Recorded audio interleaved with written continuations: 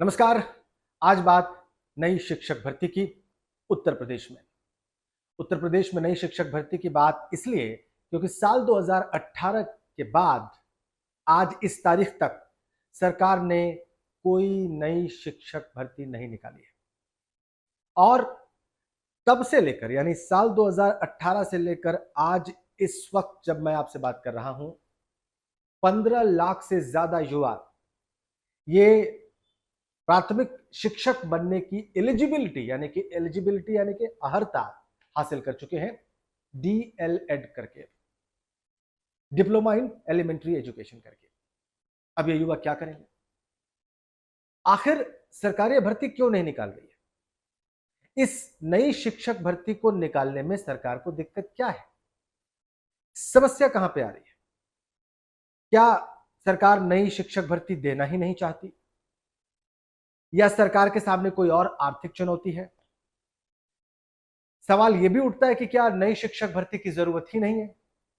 नई शिक्षक भर्ती होनी ही नहीं चाहिए, अध्यापक पूरे हैं, शिक्षक और स्टूडेंट्स का जो अनुपात होना चाहिए वो पूरा है और इसकी जरूरत ही नहीं है। आज इन्हीं सुलगते सवालों पर बात करनी है मुझे आपसे, और इन्हीं सवालों के उत्तर तलाशने का प्रयास आज मैं आपके सामने करूंगा।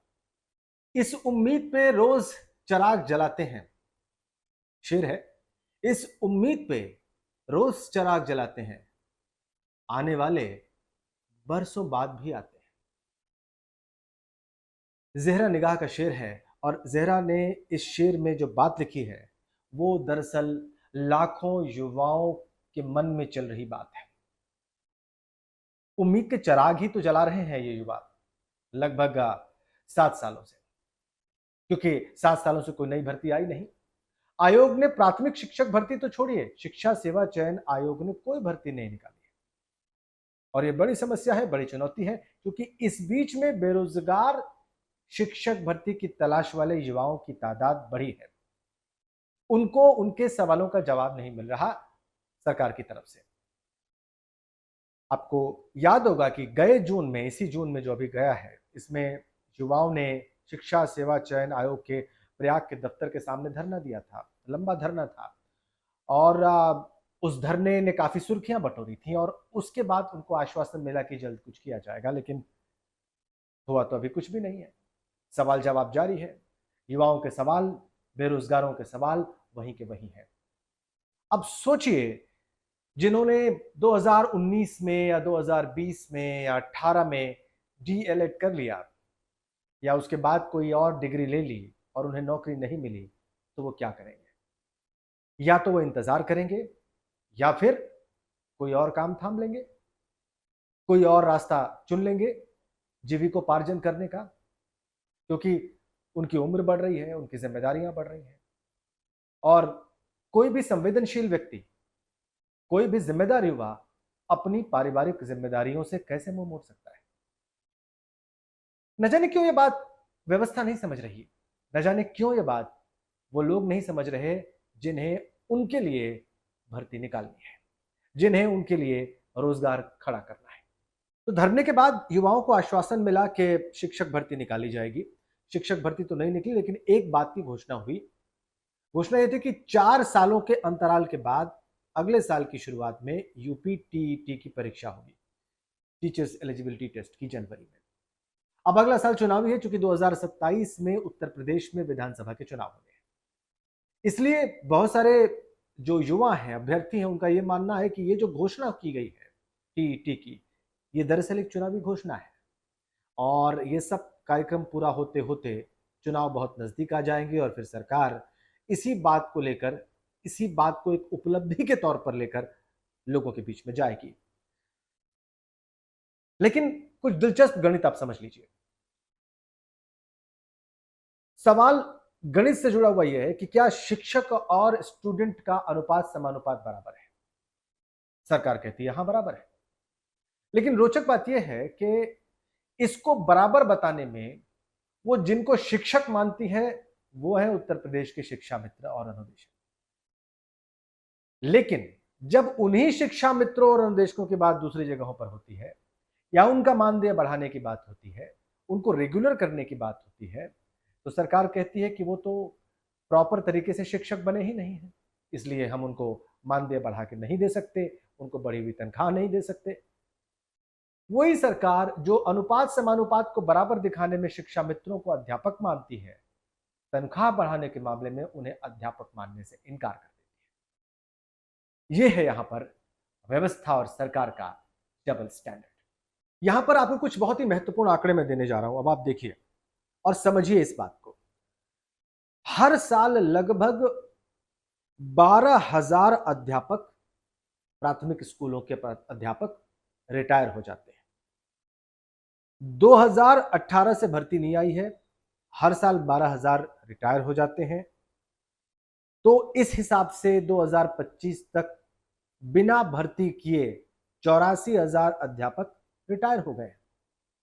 तो इन 84,000 की जगह नई भर्तियां तो होनी चाहिए, इसलिए मैं आपको यह आंकड़ा बता रहा हूं। आगे समझिए, 2016 के बाद बेसिक शिक्षा विभाग में अध्यापकों का प्रमोशन नहीं हुआ है, उनकी पदोन्नति नहीं हुई है। इसमें मामला सुप्रीम कोर्ट गया और सुप्रीम कोर्ट का ऑर्डर रिजर्व है। अगर सुप्रीम कोर्ट प्रमोशन का ऑर्डर देता है तो 30,000 अध्यापकों का प्रमोशन हो जाएगा और इस हिसाब से भी 30,000 अध्यापकों के पद खाली हो जाएंगे। जाहिर सी बात है, इन 30,000 पर भी भर्ती निकालनी पड़ेगी। कुछ और समझिए, जब शिक्षा मित्रों का समायोजन रद्द हुआ और 68,000 की जो पहली 68,000 से ज्यादा की जो पहली शिक्षक भर्ती हुई, उसमें 27,713 शिक्षक पदों पर भर्ती नहीं हुई और सरकार ने एफिडेविट देकर कहा कि इन पदों पर हम भर्ती करेंगे। लेकिन वो 27,713 पद आज भी खाली हैं, उन पर नई भर्ती नहीं निकाली गई। 68,500 की भर्ती के बाद भर्ती के मामले में ये भर्तियां नहीं हुई। एक बार फिर से आपको याद दिला दूं तो आप जोड़ लीजिए 84,000, 30,000 और ये 27,000, और अगर इनको जोड़ दिया जाए तो ये संख्या होती है 1,41,000 से भी ज्यादा। इन पदों पर भर्ती होनी चाहिए, गणित तो यही कहता है। और अगर ये गणित सही नहीं है तो सरकार बताए कि गणित क्या है। वैसे सरकार के गणित के बारे में मैं आपको आगे बताने वाला हूं।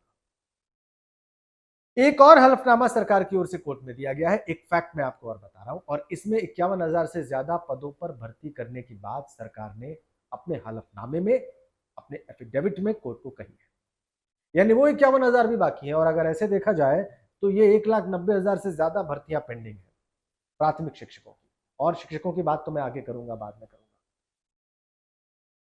तो ये कारण आपने देख लिए। अब आपको मैं एक आधिकारिक सूचना दे दूं कि सरकार क्या कहती है, ये जान लेना आपके लिए बहुत जरूरी है। सरकार ने एक आधिकारिक बयान दिया एक सवाल के जवाब में, इसी साल 2025 के दूसरे सत्र में, यानी कि मानसून सत्र में, जब उससे पूछा गया कि कितने अध्यापकों के पद खाली हैं, तो बताया गया कि 79,296 अध्यापकों के पद खाली हैं। ये रिक्तियां हैं और इन पर रिक्तियां सरकार ने भी मान ली अपने जवाब में विधानसभा में, 79,200 से ज्यादा। दोस्तों आप बताइए, हर साल बड़ी संख्या में युवा डीएलएड पास करके निकल रहे हैं। 15 लाख से ज्यादा युवा पास करके निकल चुके हैं। मैंने आपको बताया, सब भर्ती का इंतजार कर रहे हैं, भर्ती निकली नहीं है।